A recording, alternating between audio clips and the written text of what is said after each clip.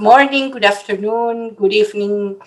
Welcome to our seminar on urban resilience, utopia or reality. My name is Maria Angelica Sotomayor. I'm one of the practice managers for water in Africa for the World Bank. And it's a pleasure to be here today with my colleague, Alexandros. Good morning, good afternoon, and good evening, everyone. My name is Alexandros Makarigakis.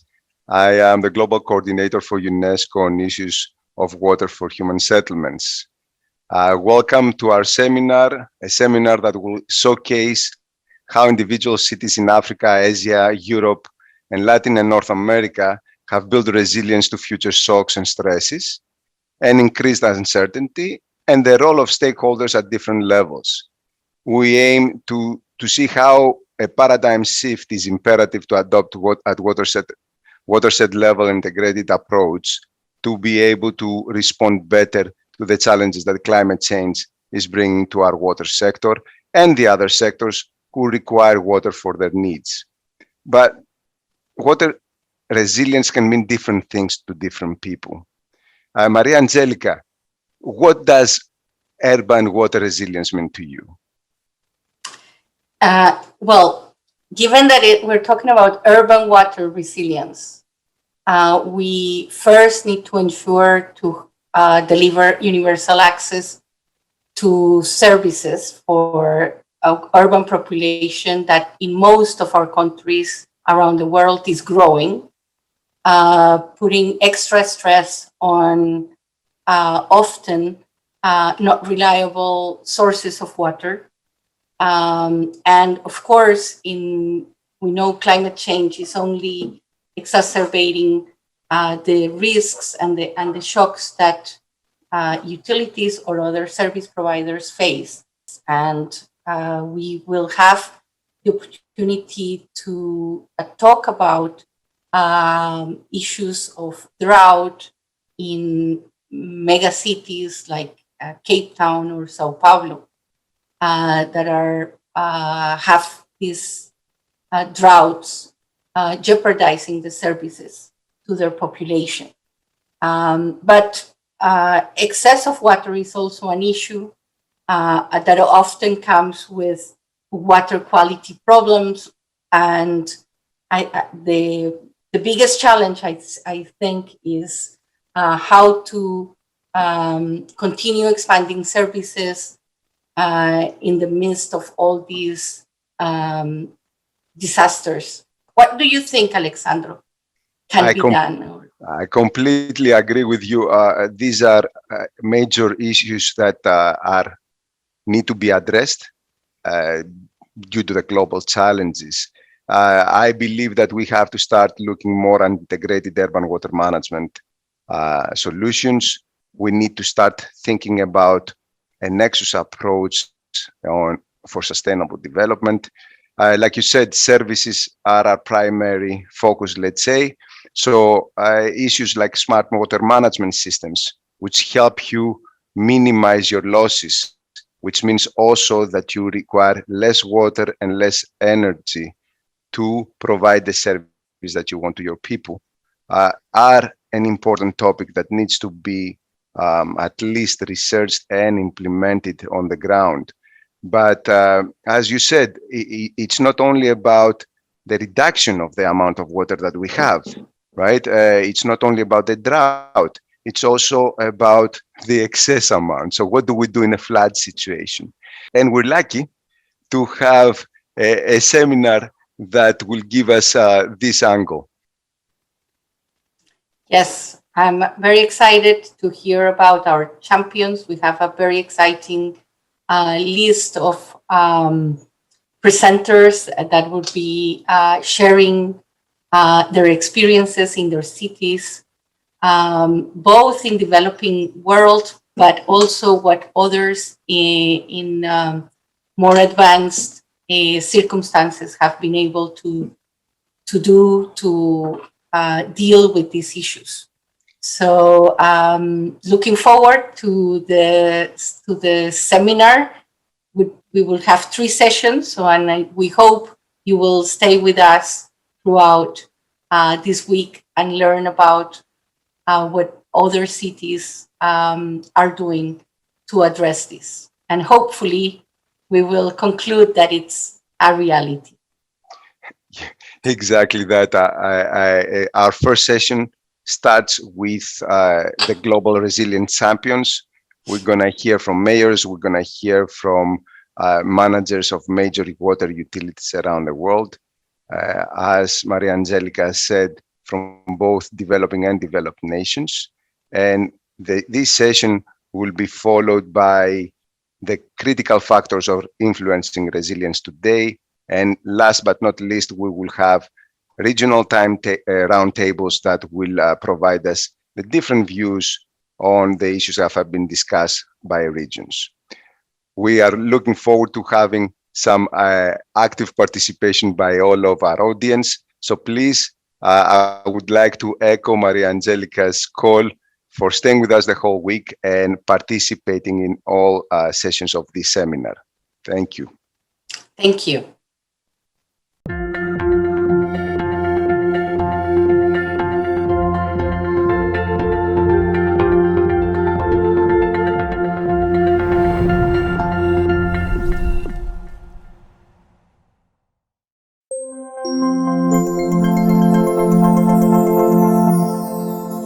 Hello, my name is Cristina Arango and I am the CEO at the Water and Sewerage Company of Bogota. Our mission is to provide water to Colombia's capital city and neighboring municipalities. Serving this population, around 10 million people, entails mounting challenges, particularly in the face of profound external shocks such as climate change and the current pandemic. Amidst these challenges, the World Water Week posits a very pertinent question. Is water resilience attainable? I want to say that I believe it is, but isolated efforts are not enough. We must all do our bit. Our company has been undertaking structural changes to follow the pace of the major transformations that the water sector demands. These efforts have been consolidated in a strategy dubbed as sustainable modernization, which relies on 5 components. First, building citizenship culture. Since attaining urban water resilience demands a societal challenge, there's an urgent need for collective action. To push these changes, we are working on cultural and behavioral transformations, both internally and externally. More particularly, we have been working on the concept Somos Agua, which loosely translates into We Are Water, an effort to tackle people's beliefs regarding their relationship with water. Through it, we are aiming at discouraging harmful behaviors such as littering in wetlands and rivers, and carelessly disposing of oils and fats and of sanitary waste in the sewerage infrastructure. On a more technical side, we use innovative approaches to measuring and assessing climate threats, which pose significant risk to our operation. For example, we are devoting important resources to increase research on the impact of deforestation in the Amazon on water availability in the Shingasa water supply system. We've also built a robust hydrometeorological network to count with the required information to update our model so that we can foresee with more accuracy changes in the climate and weather patterns. To diversify our set of measuring tools, we now use bioindicators such as algae and fish to assess water quality in catchment areas. This recently awarded initiative portrays a groundbreaking idea in Colombia's water sector by translating academic research into sustainable business practices. Third, we mitigate our contribution to climate change by managing our carbon footprint. We are the only water and sewerage company in Colombia to have been certified as carbon neutral, thanks to our investments aimed at measuring, reducing, and compensating our emissions. For example, we have built small hydropower plants to use the energy created through water distribution infrastructure. These two projects, Santa Ana and Usaquén, were certified under the Clean Development Mechanisms for Reducing Emissions. Fourth, we are fully determined to strengthen our adaptation capacity to climate change. Our sound commitment to protecting hydrological sources and carbon sinks, such as forests, is to remain the flagship of our endeavors on this end.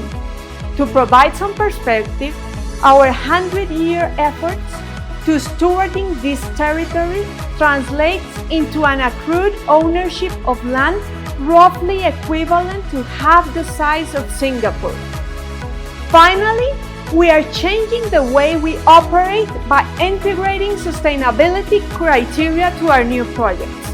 The new wastewater treatment plant Canoas, one of the largest to be in Latin America, was conceived as a recovery plant rather than just a treatment plant. It is expected that it will make the most of 97% of the biogas produced to cogenerate, and it will place special importance to the reuse of biosolids. On the other hand, a discussion on sustainability and resilience cannot neglect a deep thought on water losses. Observing the levels they attain in Latin American cities, where they reach the startling figure of 40%, should make us really think of the importance we are attributing to water as a scarce resource. Just to give some perspective, oil losses are around 0.3%. Why shouldn't we aim at anything less than this figure when it comes to water? I would like to finish by saying that this is not a matter of if urban water resilience is attainable or not. It is a matter of when and how. The worst scenario is where no one acts. Therefore, we need to pool resources and work together in what shouldn't be a different path but that of attaining urban water resilience.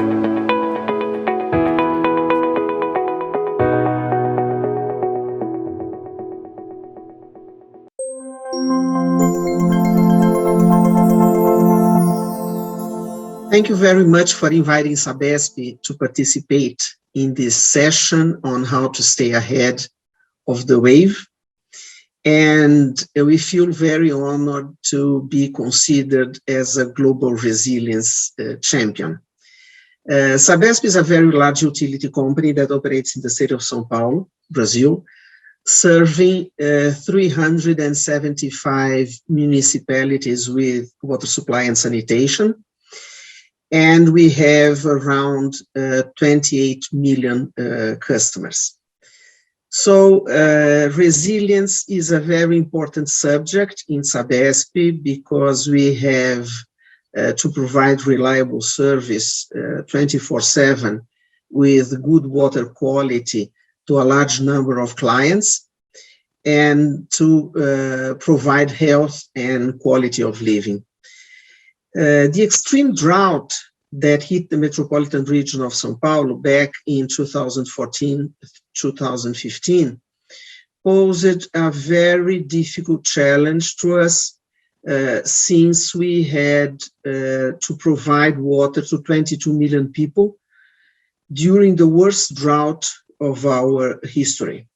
So many lessons were learned, and I think the most important of them was to increase resilience in our water supply systems. So to do that, I think that the lessons can be, I think we can think of 4 lessons. And the first of them was the importance of redundancy in our water supply systems. We recognize that redundancy requires large investments, but in the end it pays off. And we invested in redundant systems that, for instance, right now, they are currently being used because we are having rainfall below average for the last several months. And I think that the second lesson was to increase the operational flexibility in the systems in order to optimize the water distribution. It also requires large investments, but is worth it. I think it's a very important measure that it's making our life much easier right now. The third lesson is how important it is to bring people together, to bring the population together, to reduce the consumption. And I think that transparency in communication is really very important, but it's also important to provide tips and information on how to better use water in houses, in restaurants, in hotels, in commerce in general. In the 2014-15 drought, we had a reduction around 15% in the consumption, and this reduction is still in place today. So we are down 15% of the consumption in comparison of the consumption that we had before. Fines and other penalty measures can also play an important role, but tariffs must be managed very, very carefully in order not to cause any damage to the finances of the company in a time where investment is so important, it's so badly needed. So I think that building resilience is it's to put in place different measures that at the final and our final target is to reduce water consumption, to make water consumption more rational, but it also requires investment. And so I know it's very difficult to manage that in many places around the world, but we really have to think that those investments are necessary and they will make a big difference. So thank you very much. Thank you again for inviting us to be in this session. Thank you.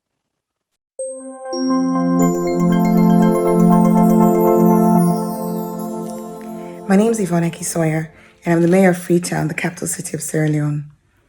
Urban water resilience is one of the major challenges that we face in the midst of a global pandemic as well as climate change. Global pandemic because water has been such an important factor in the prevention of COVID, and it's really brought to light how important this is to everyday life and to other epidemics, pandemics that may face us in the coming years.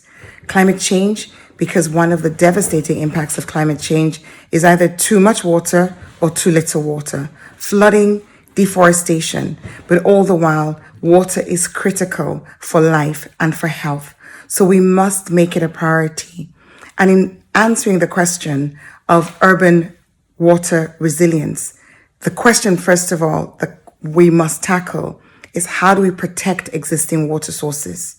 Water sources are under challenge from deforestation, they're under challenge from contamination, they're under challenge from inappropriate building, and they're under challenge from poor sanitation, which again comes back to the contamination issue. There is a focus that needs to be had from all city leaders and other stakeholders in ensuring that those water sources are protected. Because if you don't have the water, then the question of distribution of water becomes irrelevant. In Freetown, one of the things that we're doing to address the rapid depletion of our water sources is Freetown the Tree Town, the planting of 1 million trees, where those trees are targeted around not just slope stabilization, but around water catchment areas, ensuring that we are providing the tree cover, which is so essential to keeping those water sources available for this generation and the next. But it goes beyond that. Our waterways are being polluted with poor sanitation. Our waterways are also being polluted with contamination from industry. Our oceans are being contaminated from, again, plastic and other forms of pollution. So the protection element is going to be something that we cannot lose sight of. But it goes beyond that.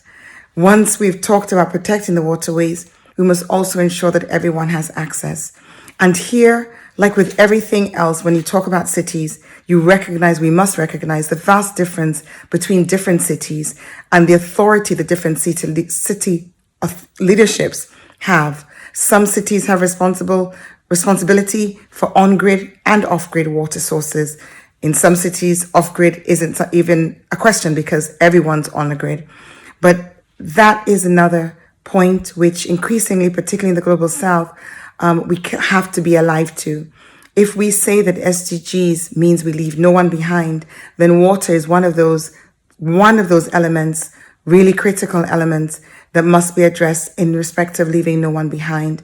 And for many, many cities, that means off-grid solutions as well as on-grid.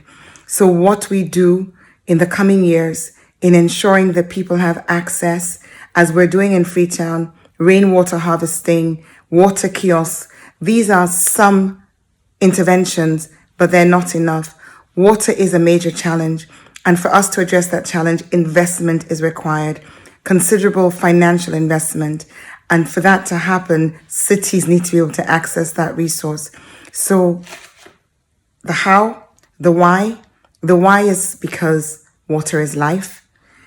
In terms of can we attain urban water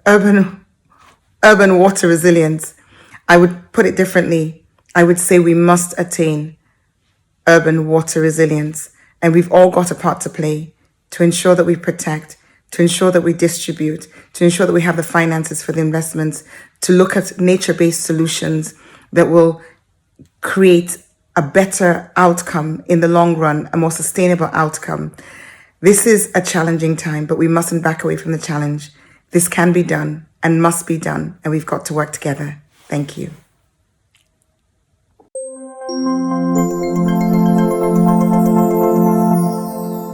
Yes, welcome, Sheila Patel. It's a really pleasure to be with you.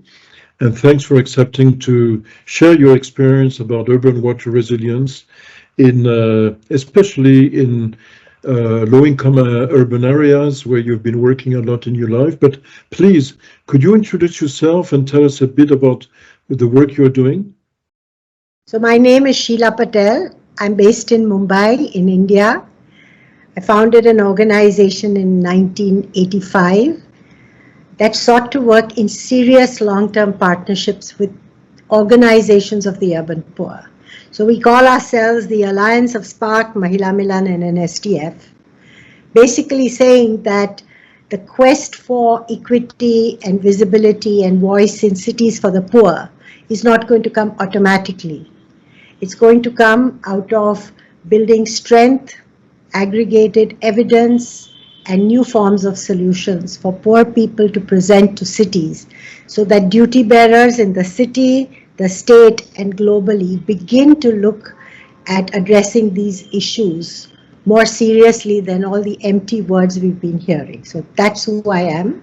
And I was part of the founders of Shack or Slum Dwellers International, or STI as we call ourselves, in 1996. Where now we have 33 countries and over 300 to 500 cities in which we work.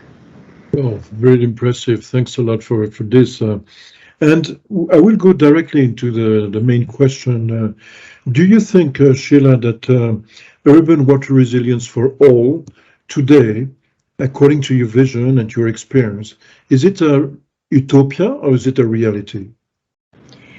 Well, I think it's a reality in the world I live in, because nobody can live without water. I think the development world is much more comfortable saying it's utopian because they are not serious about it. I've been part of the discussions of the World Water Week in the 70s and the 80s, when it was seen as just an engineering feat. Lots of money was put, no water came to poor people. So it depends on who you're looking at. But if today, in the context of climate change and in the era of COVID, if we are serious about the challenges of social justice and equity, then we should leave all this rhetoric of utopia and get down to business to say, in the next 10 years, what do we need to do to ensure that water, food, energy, and other issues related to equity are accessible to all? So the quest is what you're looking for. Utopia is for dreamers. We are not dreamers. All right. So do you suggest that some people are still dreaming about it and they're not getting down to it completely? What I feel is that my work has shown me that solutions don't come magically out of some research done by you sitting in Stockholm or somebody sitting in Washington. You have to have the guts to actually work, talk, and produce solutions with people whose lives revolve around stealing water, paying 20 times more than what you pay for water, and to understand what it means in their lives. If you don't understand that, and you don't develop a passion for it, then you just have empty words, you throw money around to do more research, you don't take a long-term stand to produce solutions that are long-term. But Sheila, do you believe that still there is some kind of a trend going more towards, more people focus, or is still far behind?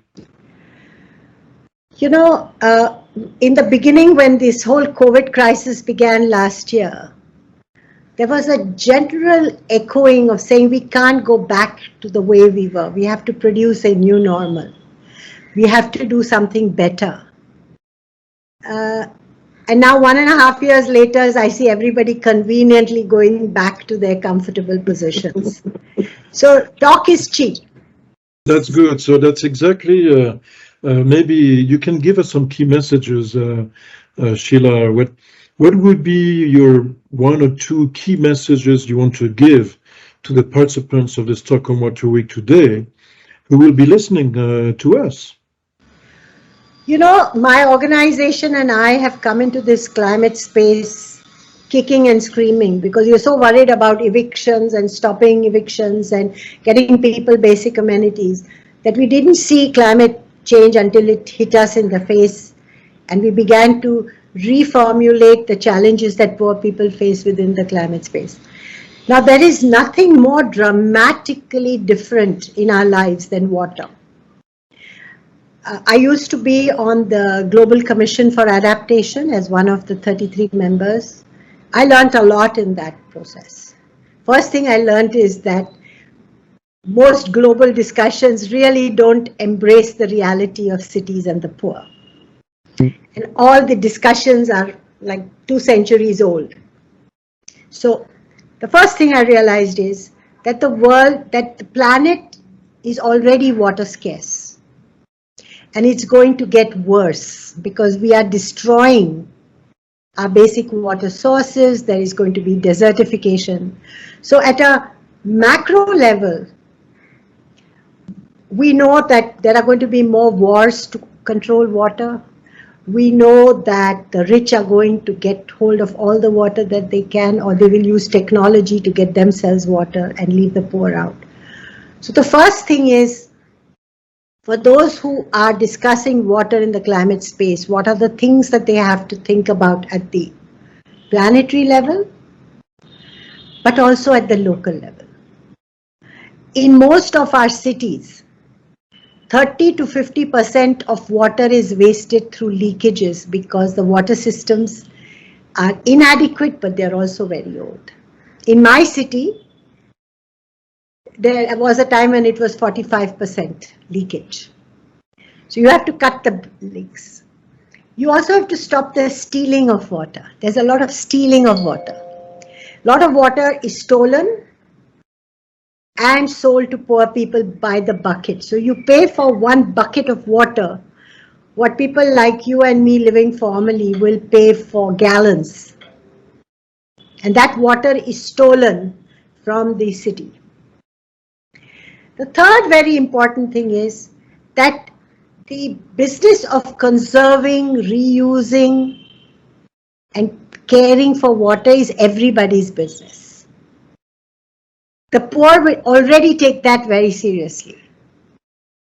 So how can the new age, technology, science, engineering, with their advances, what can they do with a very clear commitment of a benefit for universality? Because right now, when they think about cities, they only think about the formal city. And the last two things are that all cities are drawing water from their peripheries. Yes. And they are destroying the ecology of those places. And there is nobody fighting for their rights. So those are my starting messages. And the other thing is, we are all ready with data, with commitments, with organized poor to explore new solutions. And so thank you very much, Sheila, for this intervention. Thank you very much, Sheila. Thank you. Thank you.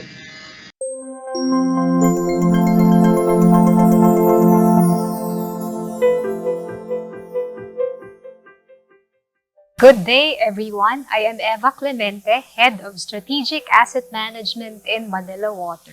I am in charge of the development of the water and wastewater master plans for existing and future assets of the company in line with business objectives and for our services to the 7 million people in our concession area. We provide water and wastewater services to 23 cities and municipalities in the eastern parts of Metro Manila and the province of Rizal. We operate in a country visited by an average of 20 storms a year, of which 5 are often destructive. We know that our operations and the lives of those we serve are intrinsically vulnerable to climate change. Mindful of this, we are the first Philippine company to articulate a climate change policy in 2007 ahead of national directives. Our climate change policy formalizes commitments to climate change adaptation via resilient assets and operations, proactive water source development, and other climate change mitigation efforts, including energy efficiency, minimizing carbon footprint, and strengthening stakeholder partnerships. In our 24 years of operations, we have risen over many climate change setbacks by building in resiliency in our assets and operations informed by vulnerability assessments and actual experience. When Typhoon Ketsana struck in 2009, our concession area was submerged in massive flooding.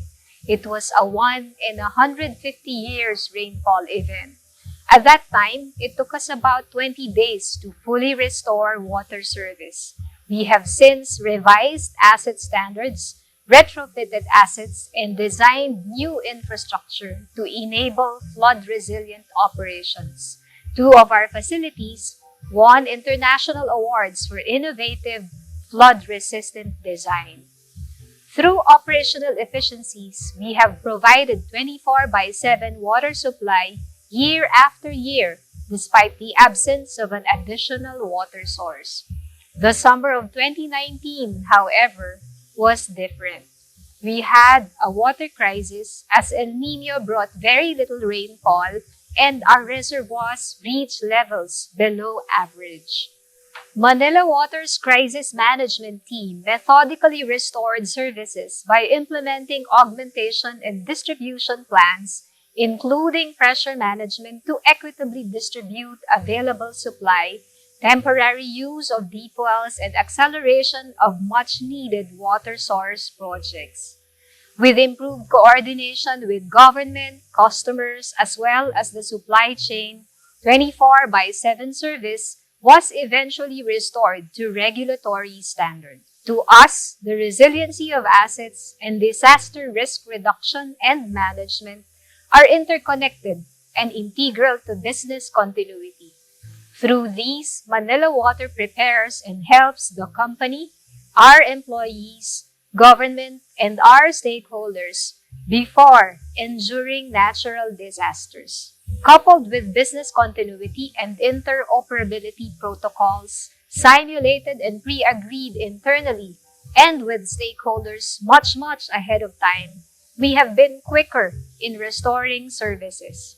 When Typhoon Ulysses came in 2020, it was like Ketsana all over again.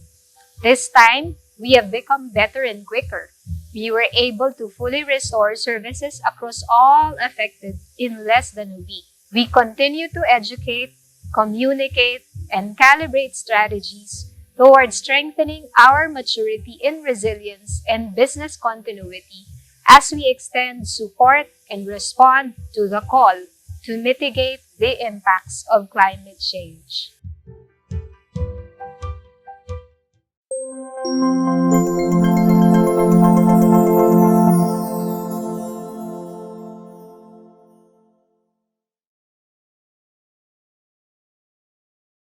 Bien, bonjour à tous, Sylvain Berrios, je suis vice-président de la métropole du Grand Paris, maire de Saint-Maur-des-Fossés. C'est une commune qui se situe dans le Val-de-Marne, dans la dernière boucle que la Marne fait avant de se jeter dans la Seine, symbole de cette eau qui irrigue la métropole du Grand Paris, plus de 7 millions d'habitants, 131 communes, avec, comme je l'indiquais, un grand fleuve que la Seine, que chacun connaît, c'est la Seine, qui traverse Paris, mais également la Marne, qui est une rivière non moins grande, qui se jette dans la Seine, et puis plein d'affluents. On peut parler par exemple du Morbihan, de la Hyères, bref, une ville et une métropole d'eau.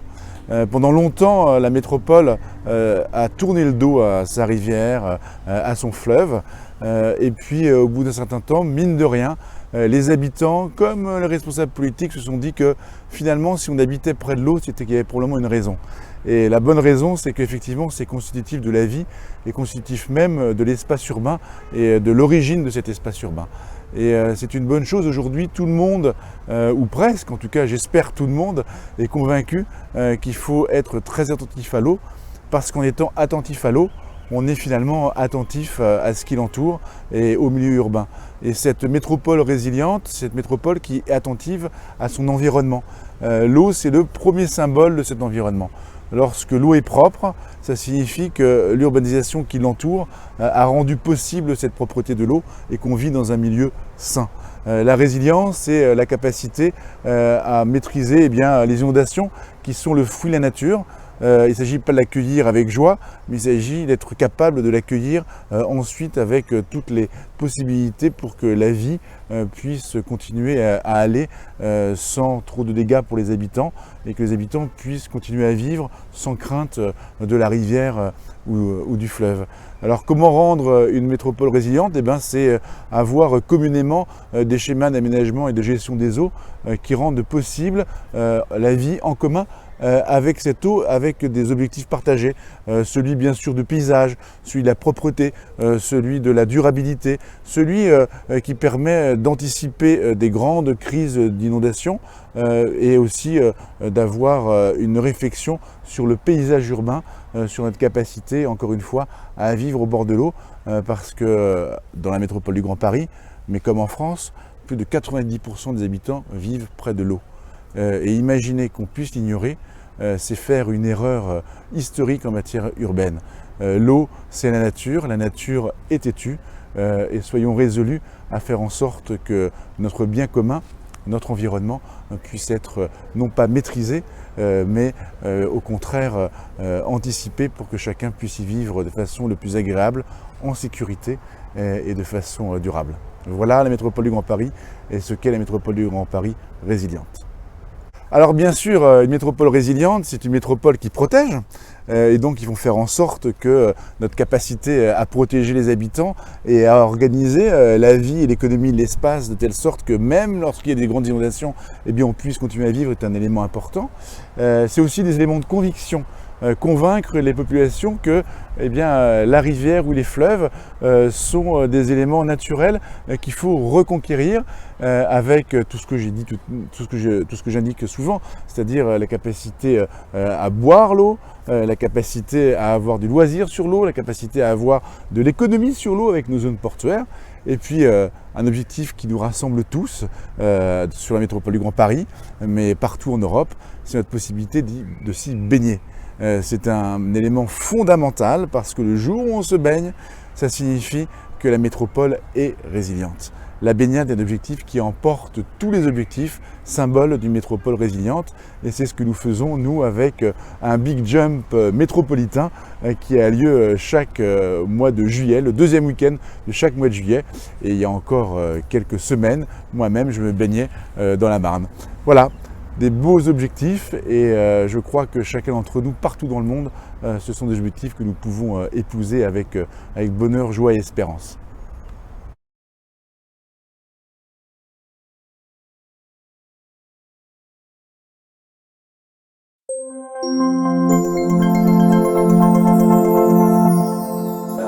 So, welcome, Mrs. Alexander Limberg. So maybe, Santia, could you maybe start to present yourself, who you are, what is your position and what you're doing in Cape Town? Well, good morning, and thank you for the opportunity. My name is Xanthia Limberg.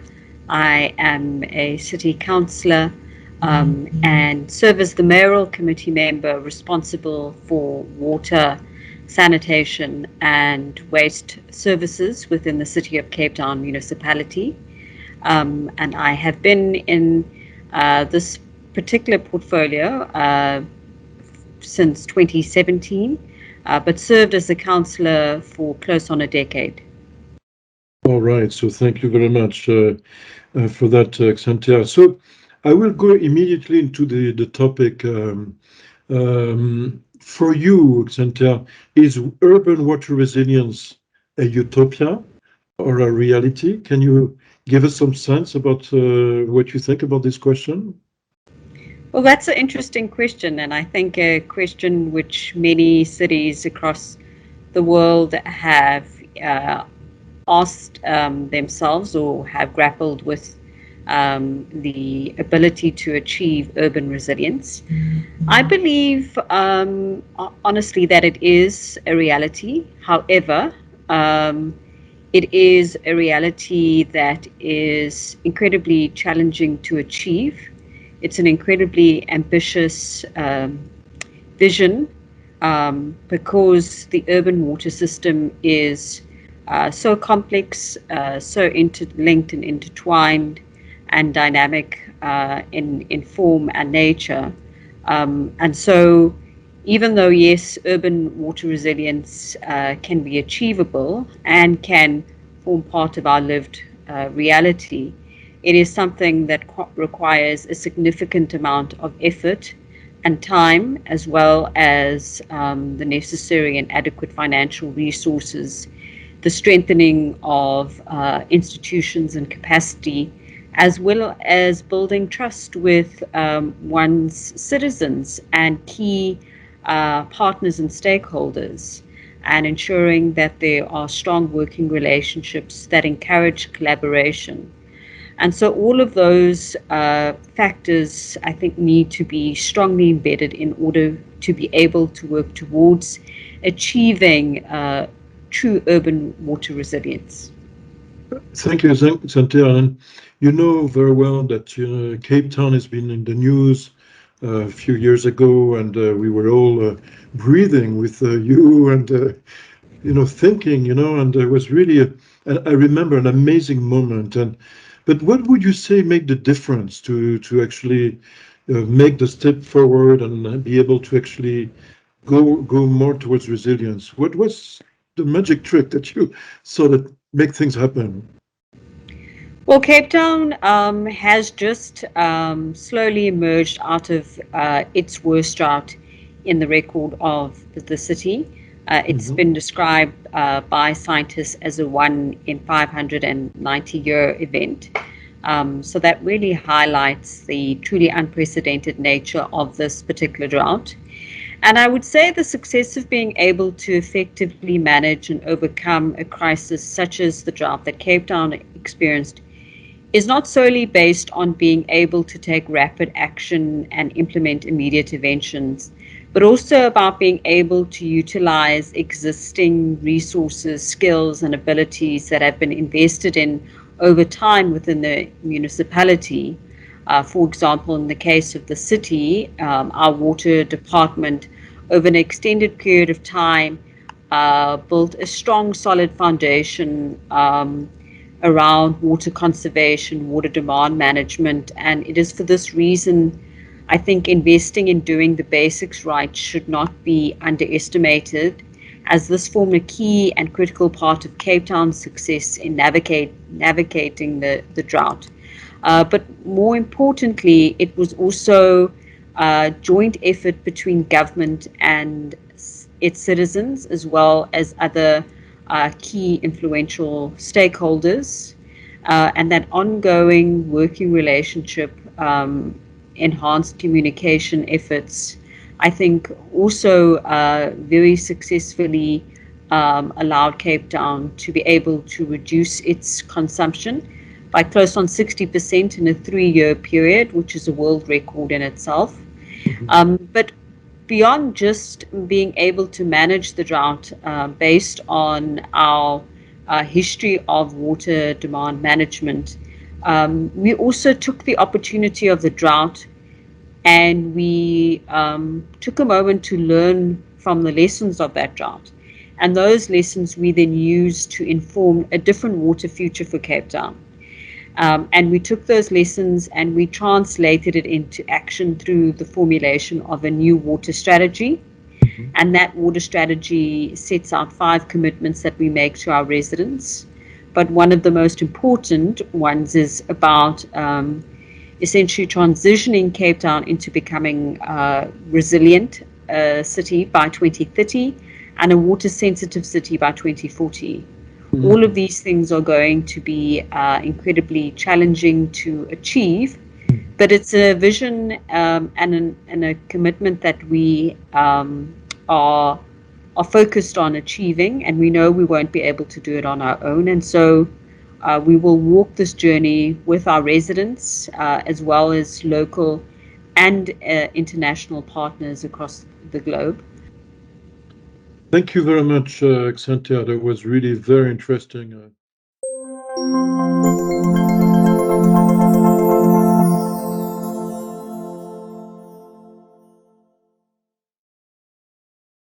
Welcome, Kathleen Brubach. It's a pleasure to be with you today. Maybe for our participants, it would be good that you introduce yourself first and what you're doing, the fantastic work that you're doing on resilient cities. Thank you, Francois.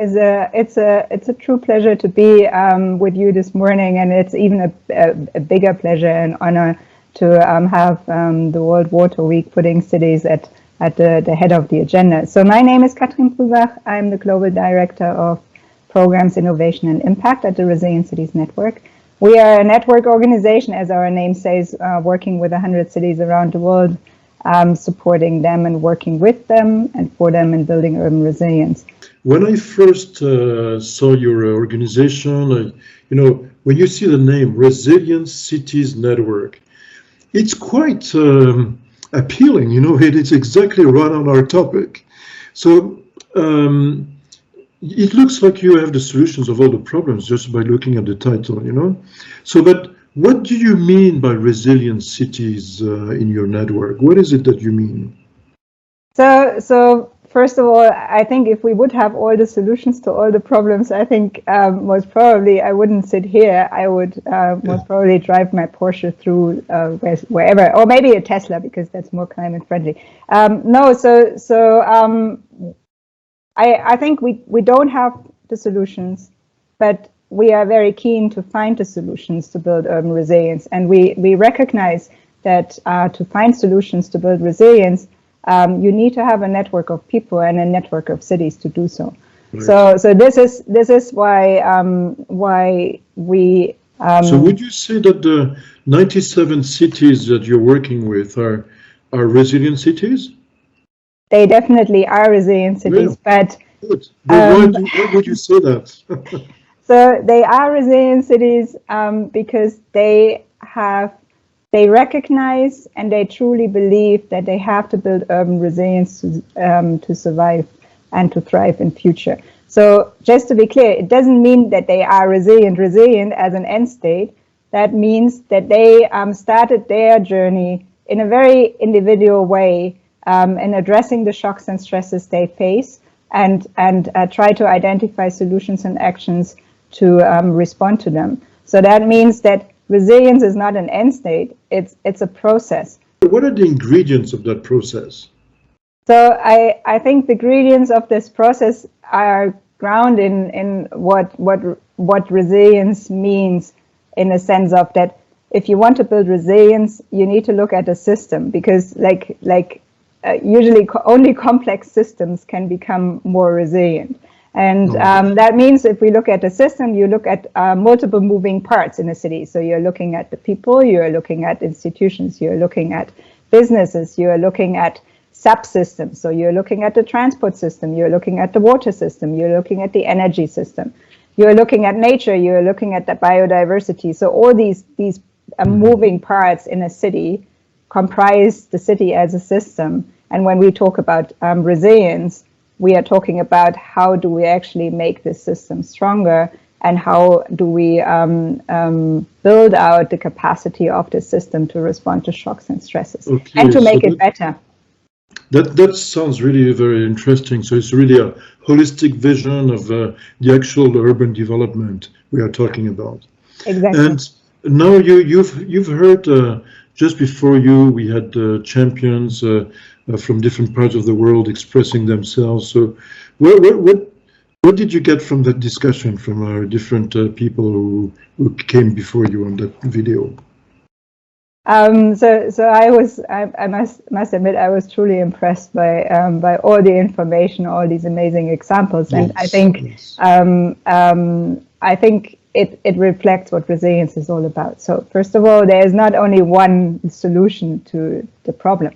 So we have seen so many different solutions, proposals on how to build resilience. And I think that is at the core. You heard a very strong message from Sheila Patel and saying, we are talking about resilience, we're talking about urban development, but we are not completely in reality, because she says, if you look at reality, you look at in cities in most developing countries, urban poverty is really one of the main components. You've got low-income areas can reach 50, maybe even sometimes more than 50% of the inhabitants, and she feels like we are out of touch on this reality.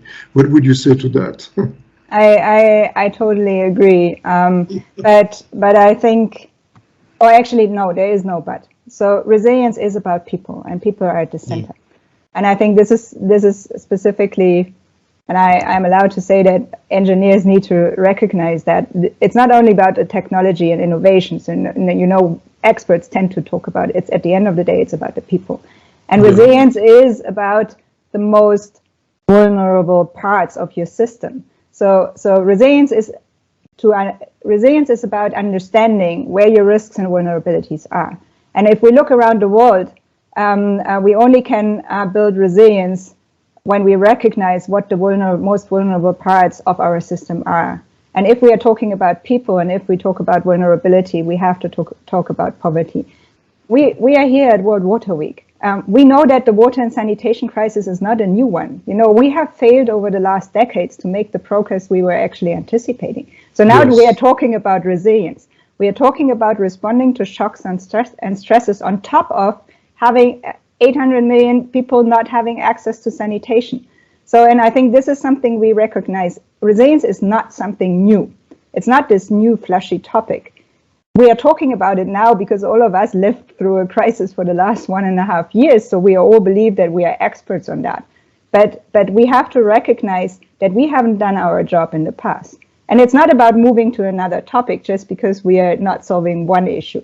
We need to look at holistically at that, and we need to see not only the failures and the risks and vulnerabilities, but we need to understand them to develop the solutions to address them.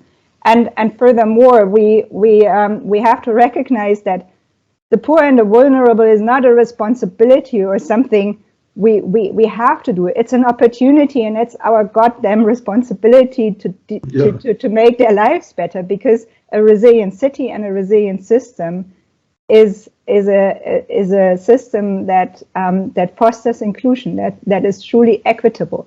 And it's not only about infrastructure, it's not only about innovation, it's about people, it's about the human rights to everyone. And I think this is what resilience is about. Yeah, so if you had just one very key message to give to our participants, what would that be? It's a difficult question. It's we can't do it alone, and the water sector is not solving the problem. We need to recognize that if we want to build a resilient world, we need to talk to everybody, we need to work together, and we need to find solutions that address multiple problems at the same time. So that would be a very, very good conclusion. Thank you so much, Kathleen, for this conversation. And we wish you all the best. And please stay with us during the week. It would be really great to have your point of views on what is happening. Thank you very much. I will definitely do so. Thank you so much for giving me the opportunity. Have a wonderful day. Thank you. Bye. Bye.